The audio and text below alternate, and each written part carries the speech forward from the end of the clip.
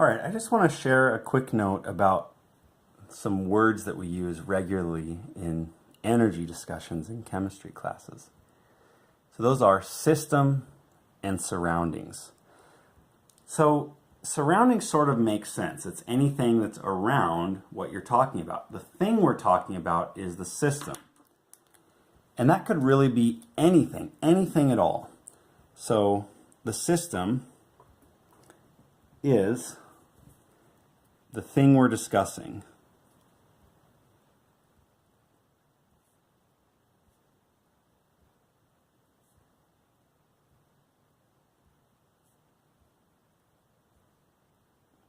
Okay, it's the thing we're talking about. Does that really make a difference for you? Does that help? Maybe not. So let's talk about something specific. Let's actually make this better. Imagine you're looking at a Bunsen burner. So you can probably imagine that. There's a flame coming out of that Bunsen burner.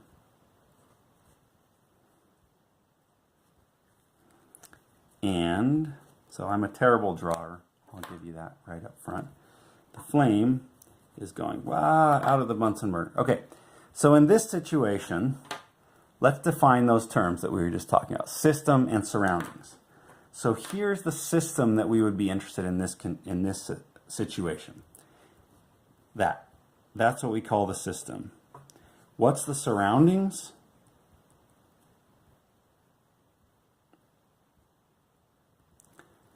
Everything else. Here's surroundings. Surroundings are the Bunsen burner, the air, the bench that this is sitting on. That's also surroundings. Literally everything else. You, the guy or girl standing over here, doing the experiment, your surroundings too. So this is just a way of making a clear definition for ourselves of what we're talking about. The system is the thing that we're interested in discussing. And so in chemistry, that's usually the chemical reaction. The system that we're talking about is the chemical reaction that's happening. And the surroundings are literally everything else around that. This is just a way of making a clear definition between what we are talking about and what we're not talking about. So in this case, it helps because that flame is putting out lots of heat. At every second, that flame is putting out heat. It's heating up everything else. And heat is a type of energy. If heat is going out of the flame to everything else, then everything else is getting hotter. Everything else is absorbing energy. So for the air, it's absorbing heat. For you, you're absorbing heat. For the bench, it's absorbing heat. For the Bunsen burner itself, it's also absorbing a little bit of heat. But for the system, if everything else is positive, if everything else is absorbing heat, where did that heat come from? Well, for the system, it must be losing heat.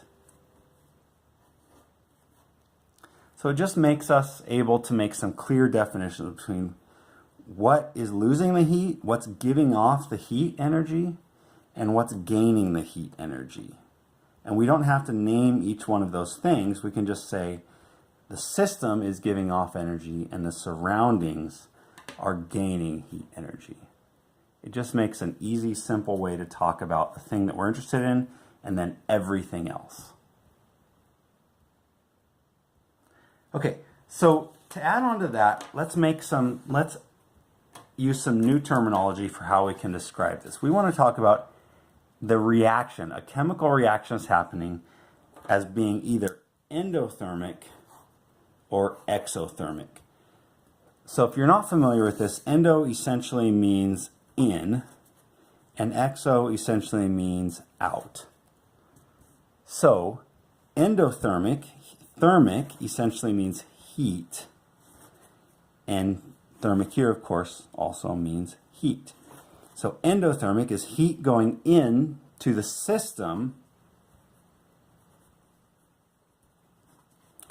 And exothermic is heat going out of the system. And remember, when we say system, we're talking about a chemical reaction. So heat being released is heat going out of the system. That's what we call exothermic. Heat going in is heat being absorbed, is heat going into the system. So that's what we call endothermic. So here's a couple of examples. A flame is exothermic. You can put your hand out here, outside of a flame, and feel heat coming off of that flame.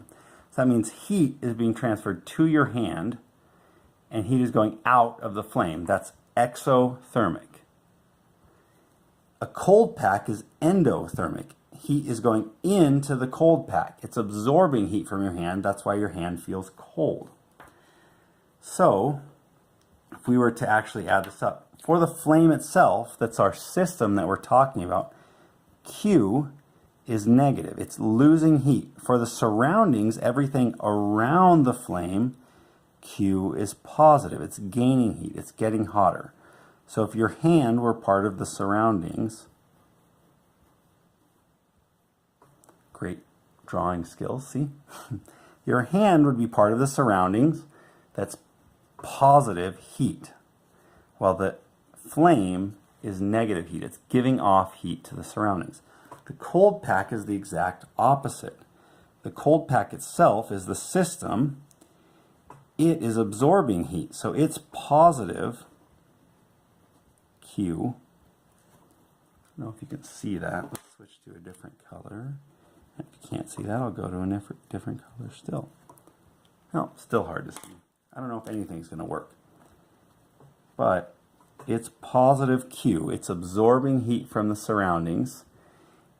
And the surroundings then are negative Q. They're losing the heat to the cold pack. And your hand, in this case, is part of the surroundings. Your hand is negative Q as part of the surroundings, giving heat into the cold pack. All right. Thanks for watching. See you next video.